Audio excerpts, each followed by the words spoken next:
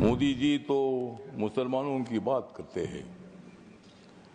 मोदी जी तो मुसलमानों की बात करते हैं, लेकिन कांग्रेस वाले मुसलमानों का आघात करते हैं।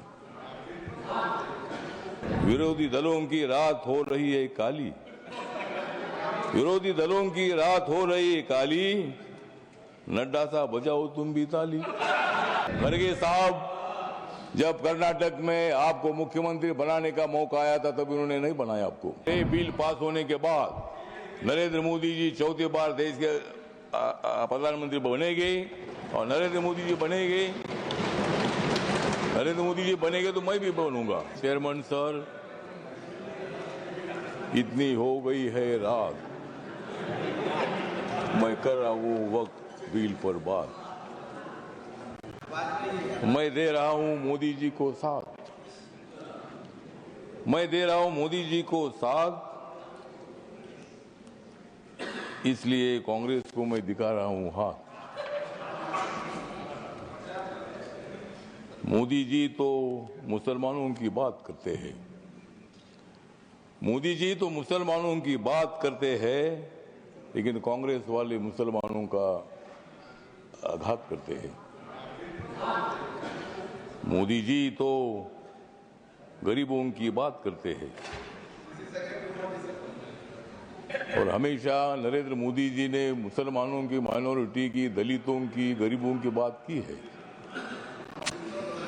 अध्यक्ष महोदय, ये बिल जो है बिल बहुत ही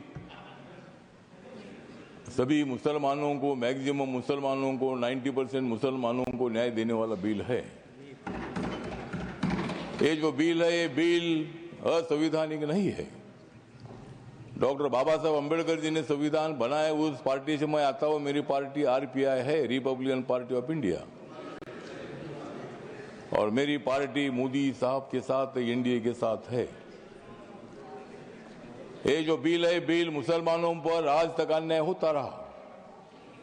Congress party divide and rule की पॉलिसी करने का काम करती रही और मुसलमानों को, दलितों को न्याय नहीं मिलता था। आज मुझे लगता है कि जो ये बिल आया है, हमारे किरण रिजिजू जो ट्राइबल कम्युनिटी के बुद्धिस्ट है, माइनॉरिटी के हैं, और इसीलिए मैं बताना चाहता हूं कि हम किसी को भी नहीं जाएंगे शरण, हम किसी को भी नहीं जाएंगे शरण, क्योंकि माइनॉरिटी के मिनिस्टर है रिजिजू किरण।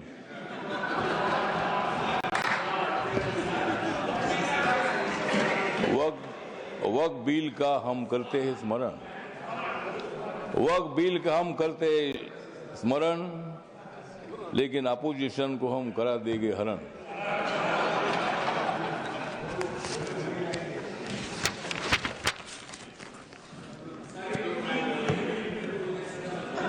नरेंद्र मोदी जी है मुसलमानों के सच्चे वाली, नरेंद्र मोदी जी है मुसलमानों के सच्चे वाली। खड़गे साहब, बजाओ जोरदार ताली।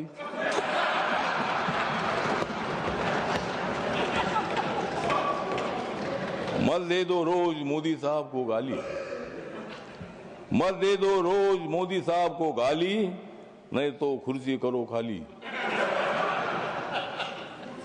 विरोधी दलों की रात हो रही है काली, विरोधी दलों की रात हो रही है काली, नड्डा साहब बजाओ तुम भी ताली।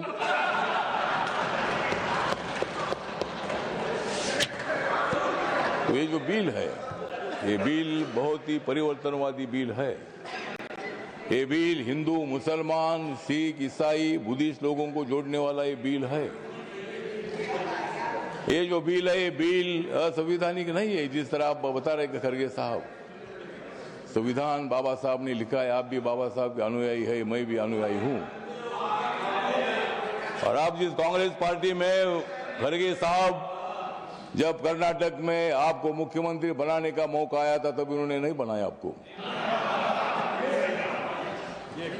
और मुझे भी मंत्री बनाने का मौका आया था, आपने मंत्री नहीं बनाया, मैं इसलिए इधर आया। मैं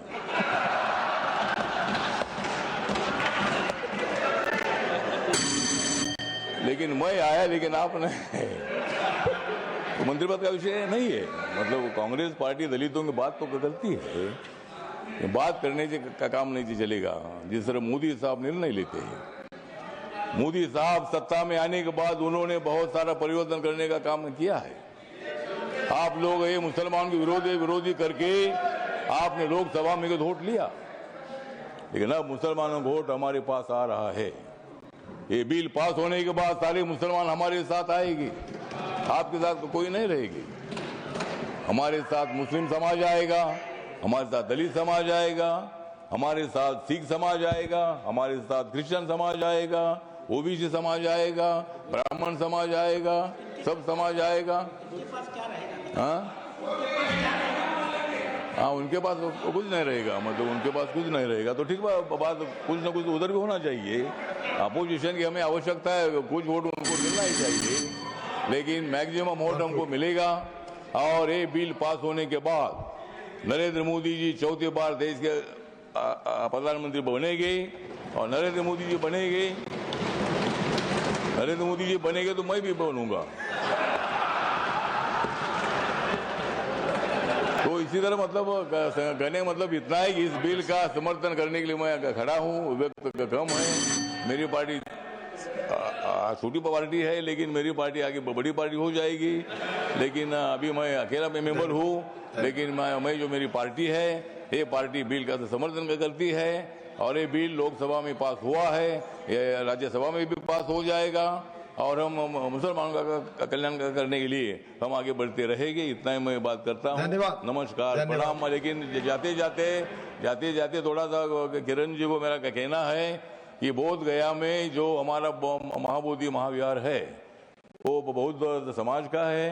वहाँ गौतम बुद्ध को ज्ञान प्राप्ति हुई थी।